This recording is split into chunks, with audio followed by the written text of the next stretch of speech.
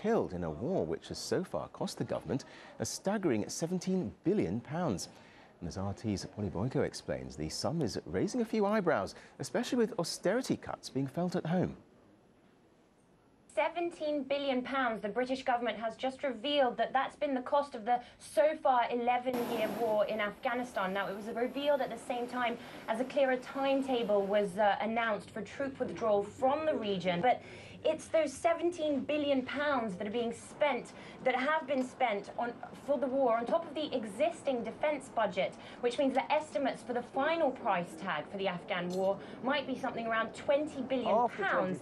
And of course, the UK is going to keep sending money to Afghanistan after 2014. They're going to be sending something like £70 million for aid towards Afghan national security forces after 2014. And this is all at the same time as the government announcing prolonged austerity at home that's going to continue until at least 2017, 2018. And the Chancellor announcing that there's going to be extra welfare cuts and an extra £10 billion slashed from the welfare budget. I'm joined by John Hillary, who's the Executive Director of anti-poverty charity War on Want.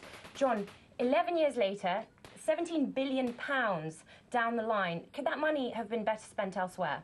Well, you could hardly really think of any worse way of spending the money. As you've pointed out, here in Britain we're seeing enormous cuts to government spending and to the welfare budget. It's about £25 billion in total, which actually is almost the same as being spent in the war in Afghanistan.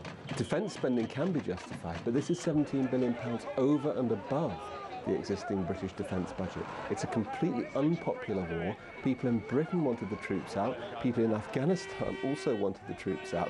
And now we're being faced with these massive cuts on top of that. People are really angry about the fact that the war has continued.